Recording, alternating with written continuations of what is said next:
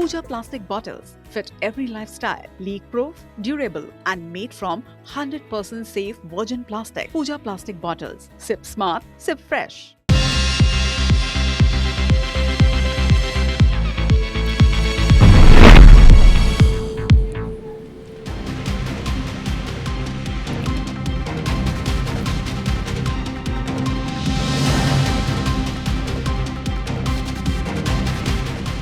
आप देखना शुरू कर चुके हैं टॉप 10 न्यूज। मैं हूं आपके साथ राहुल सौमित्र। खबर अहम है, कल पूरे देश ने ऑपरेशन सिंदूर की पहली वर्षगांठ मनाई।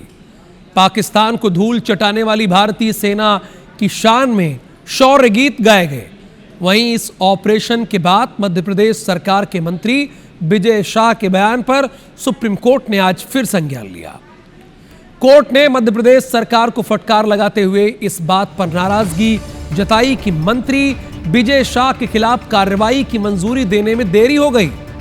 विजय शाह पर आरोप है कि उन्होंने कर्नल सोफिया कुरैशी को लेकर आपत्तिजनक टिप्पणी की थी। सीजीआई जस्टिस सूर्यकांत और जस्टिस जॉयमोहन बागची की पीठ ने कहा कि विजय शाह के खिलाफ अभियोजन की मंजूरी देने के लिए एसआईटी के अनुरोध पर फैसला 2 सप्ताह पहले ही आ जाना चाहिए था। असल में सुप्रीम कोर्ट के आदेश पर एसआईटी ने मामले की जांच की थी। विजय शाह के खिलाफ मुकदमा चलाने के लिए सरकार से मंजूरी मांगी थी। सुनवाई के दौरान सीजीआई सूर्यकांत ने कहा है कि बहुत हो गया, अब हमारे आदेश का पालन कीजिए। सबसे पहले तो माफी मांगनी चाहिए थी। संज्ञान लेने के बाद ही माफी मांगी गई।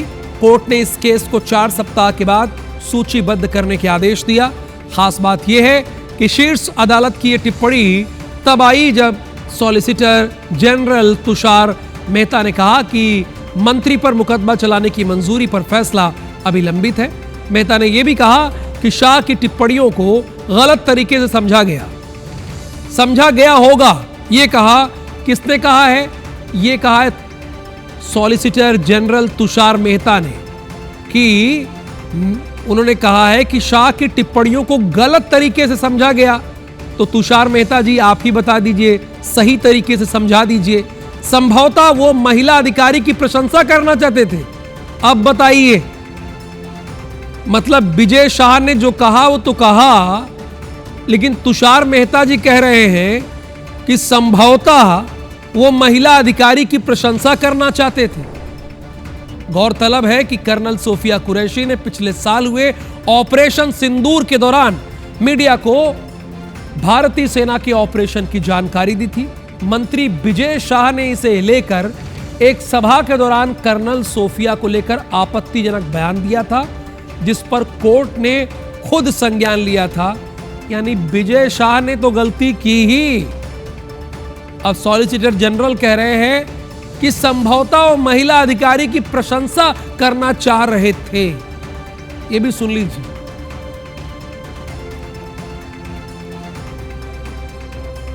आपको सॉलिसिटर जनरल की बात समझ आई?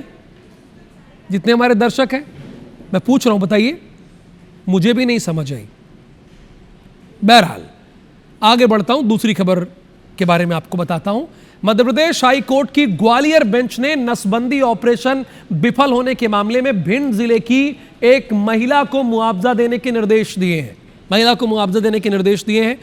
आज अदालत ने कहा है कि परिवार नियोजन क्षतिपूर्ति योजना 2013 के तहत महिला 30,000 रुपए की हकदार है और केवल देरी के आधार पर उसका दावा खारिज नहीं किया जा सकता। महिला ने 2013 में गोहद के सामुदायिक स्वास्थ्य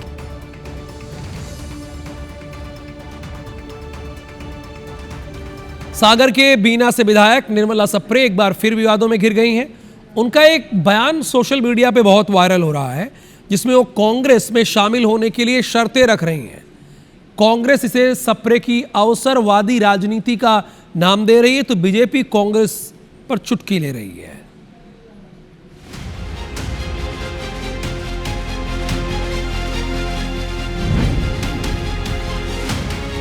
सागर के बीना से विधायक निर्मला सप्रे अपने निर्वाचन के करीब 2.5 साल बाद भी अपनी निष्ठा तय नहीं कर पाई हैं। कांग्रेस के टिकट पर चुनाव जीतने वाली निर्मला की बीजेपी से करीबी किसी से छिपी नहीं।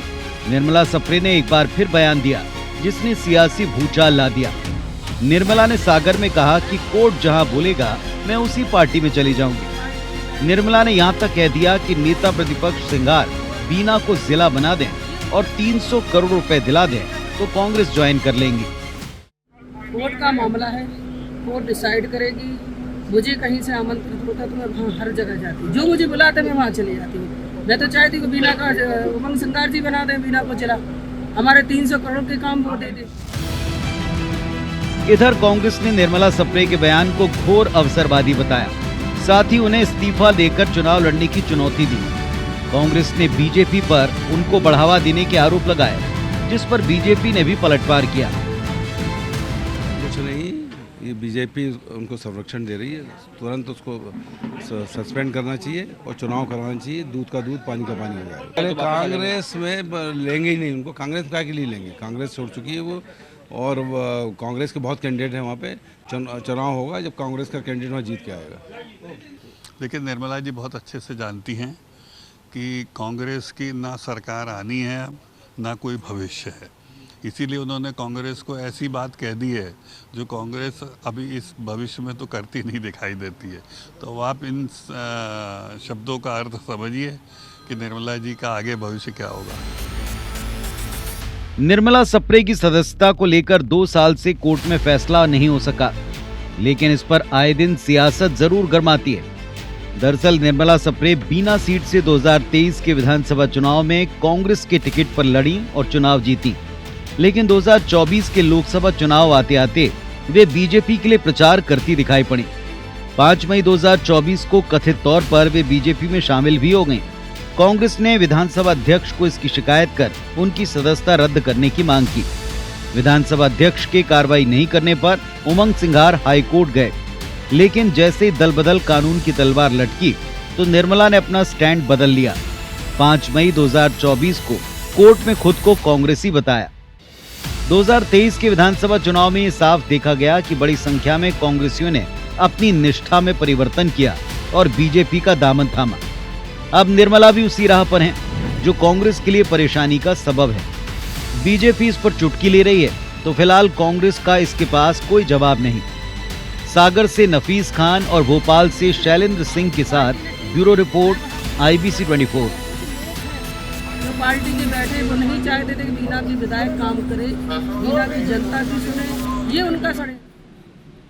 अंबिकापुर में वन विभाग की जमीन पर अवैध कब्जे के खिलाफ प्रशासन का बुलडोजर एक्शन देखने को मिला है। डबरी पानी इलाके में कई अवैध मकानों को जमींदोज कर दिया गया। हालांकि इस कार्रवाई को लेकर पूर्व डिप्टी CM TS सिंहदेव ने सवाल उठाए हैं। वन विभाग की जमीन की खरीद बिक्री में शामिल ऑफिसर्स पर कार्रवाई की मांग की है। बीजेपी नेता आलोक दुबे ने अतिक्रमण की शिकायत की थी, जिसके बाद जिला प्रशासन, वन विभाग, पुलिस ने कार्रवाई को अंजाम दिया है।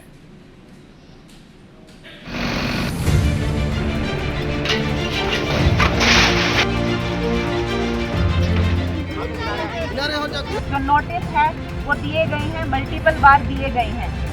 आज दिनांक तक आप लोगों ने रिक्त नहीं किया है, आज की तकनीकी कार्रवाई की जा रही है। दिए गए अंबिकापुर SDO श्वेता काम्बोज ने लाउड स्पीकर पर प्रशासन के बेदखली आदेश की जानकारी दी और इसी के साथ शुरू हो गई बुलडोजर एक्शन की कार्रवाई।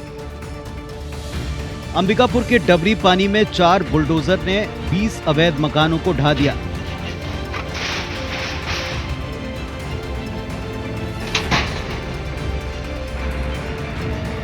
पल भर में सालों से यहाँ रहने वाले परिवार अचानक बेघर हो गए। आनन फानन में लोगों ने किसी तरह अपना सामान समेटा।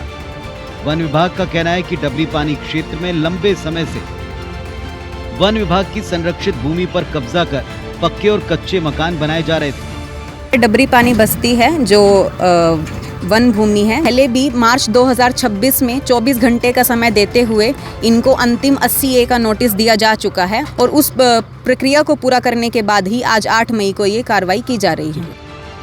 वहीं इस बुलडोजर एक्शन पर सियासत भी शुरू हो गई। पूर्व डिप्टी CM TS सिंहदेव ने प्रशासन के एक्शन पर सवाल उठाते हुए पूछा कि अकेले गरीब लोगों पर एक्शन क्यों। जिन अधिकारियों और भूमाफिया ने मिलीभगत कर अवैध कब्जे को बढ़ावा दिया, उन पर कोई एक्शन क्यों नहीं लिया गया? इस पर बीजेपी नेता और पार्षद आलोक दुबे ने पलटवार किया। कहा कि जमीन दलालों और कांग्रेसियों की मिलीभगत से ये अवैध कब्जे कराए गए थे। जिन लोगों ने ये जानकारी मिली है कि कब्जा बेचा है, ऐसे लोगों के ऊपर भी सख्त कार्रवाई होनी चाहिए। यहीं से मामला चालू होता है। लाख लाख रुपए, 1.5 लाख रुपए, 2-2 लाख रुपए तक सुनने में आया है कि कब्जा हस्तांतरण करने में। जमीन सरकार की है, आप कह रहे हो गलत तरीके से काबिज है। ये बीच में बिचौलिए जिन्हें हम कभी कभी भूमाफिया भी कहते हैं, ये दखल करके और कब्जा बेचते हैं, तो इनके ऊपर भी कार्रवाई होनी चाहिए। जब मैं क्षेत्र का भ्रमण किया कि यहाँ के कुछ जमीन दलाल, उस गांव के कुछ कांग्रेस से जुड़े जनप्रतिनिधि इन डबरी पानी के लोगों को स्टाम्प पे वन विभाग की ज़मीनों को बेचे हैं। अगर पुलिस और प्रशासन, जिनका मकान आज टूट रहा है, इनको विश्वास में लेके पूछे तो उन ज़मीन माफियाओं का ये नाम भी बता देंगे कि वन विभाग की वो ज़मीनें जो आज अतिक्रमण मुक्त हो रही हैं, किन किन लोगों ने बेचा है। डबरी पानी में बुलडोजर कार्रवाई से प्रशासन ने साफ कर दिया कि वन भूमि पर अवैध कब्जा बर्दाश्त नहीं होगा। पर बड़ा सवाल ये कि जब अवैध कब्जा हो रहा था, तब वन विभाग के बीट गार्ड से लेकर रेंजर तक का अमला क्या कर रहे थे? जिन भोले भाले लोगों से मोटी रकम लेकर दलालों और अधिकारियों ने ये अवैध कब्जा करवाया, क्या उन पर भी इतना ही सख्त एक्शन होगा? अभिषेक सोनी, IBC 24, सरगुजा।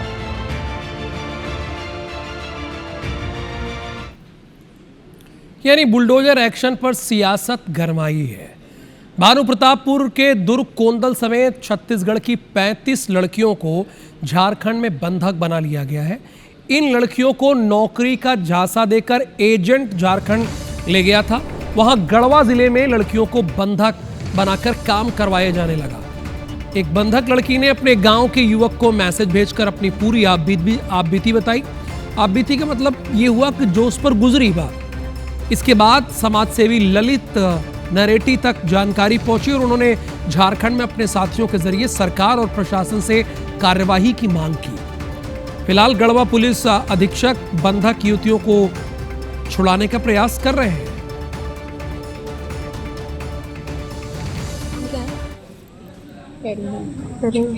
हेलो,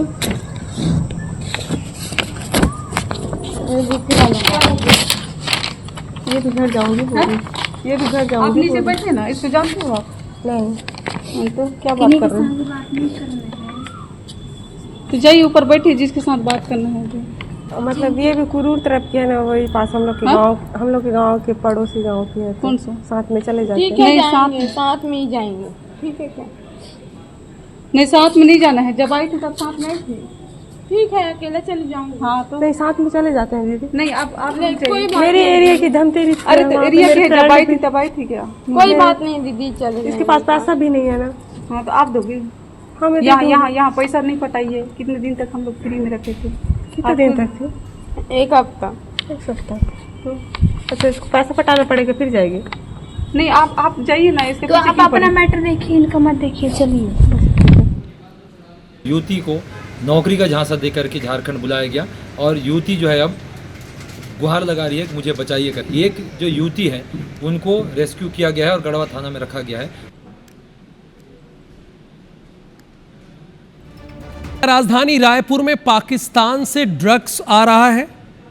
सवाल है ये सवाल हम इसलिए पूछ रहे हैं क्योंकि रायपुर पुलिस ने एक शख्स को पकड़ा है जो शहर की नसों में नशा घोल रहा था और पूछताछ में उसने नशे के कारोबार से जुड़े कई राज खोले। देखिए नशे के कारोबार से जुड़ी ये स्पेशल रिपोर्ट।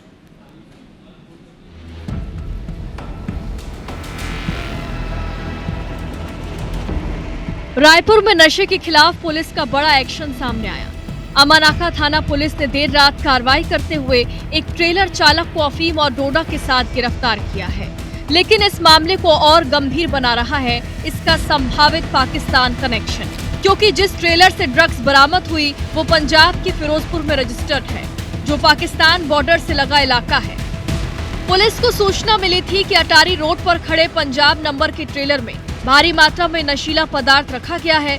सूचना मिलते ही पुलिस ने घेराबंदी की और ट्रेलर चालक को पकड़ लिया। तलाशी के दौरान करीब 79 ग्राम अफीम और 4 किलो 432 ग्राम डोडा बरामद हुआ। जब्त सामग्री की कीमत करीब 15 लाख रुपए बताई जा रही है। इसी क्रम में इसमें एंड टू एंड विवेचना की जाएगी कि ये कहाँ से लेकर आ रहे थे, यहाँ माल खपाने के लिए किसको ये प्रयुक्त करने वाले थे। इस तरह से इसमें आगे भी गिरफ्तारी की संभावना है। तो यहाँ परिवहन के माध्यम से आता जाता है, उस दौरान हमें ये भी संभावना लग रही है कि ये पंजाब से यहाँ सप्लाई का काम भी करता है। गिरफ्तार आरोपी की पहचान 55 साल के बलराम सिंह के रूप में हुई है, जो मूल रूप से पंजाब के अमृतसर का रहने वाला है। पुलिस के मुताबिक वो ट्रांसपोर्टिंग के सिलसिले में अक्सर रायपुर आता था और शक है कि इससे पहले भी तस्करी में शामिल रहा हो सकता है। अब इस मामले में पाकिस्तान कनेक्शन की भी जांच हो रही है। दरअसल आरोपी का ट्रेलर पंजाब के फिरोजपुर जिले में रजिस्टर्ड है, जहां हुसैनी वाला बॉर्डर पाकिस्तान से लगा हुआ है। इसी इलाके में ड्रोन के जरिए हथियार और ड्रग्स तस्करी के कई मामले सामने आ चुके हैं। ऐसे में पुलिस को शक है कि ड्रग्स की ये खेप पंजाब के रास्ते देश के दूसरे राज्यों तक पहुंचाई जा रही थी। फिलहाल आमानाका पुलिस ने आरोपी के खिलाफ एनडीपीएस एक्ट के तहत मामला दर्ज कर लिया है। अब पुलिस इस नेटवर्क के फॉरवर्ड और बैकवर्ड लिंक खंगाल रही है, ताकि पता लगाया जा सके कि नशे का ये जाल आखिर कितना बड़ा है। सुमन पांडे, IBC 24 रायपुर। इधर रायसेन जिले के मंडीदीप में एक दिन दहाड़े हुई युवती की हत्या ने पूरे इलाके को दहला दिया है। पॉक्सो केस में जेल जा चुका आरोपी जमानत पर बाहर आया और पुरानी रंजिश में लड़की की गला रेतकर हत्या कर दी। पुलिस ने आरोपी को वारदात के महज 12 घंटे के भीतर भोपाल रेलवे स्टेशन से गिरफ्तार कर लिया। जानकारी के मुताबिक मंडीदीप के रामनगर वार्ड नंबर 9 में मृतका अपनी मां के साथ किराए के मकान।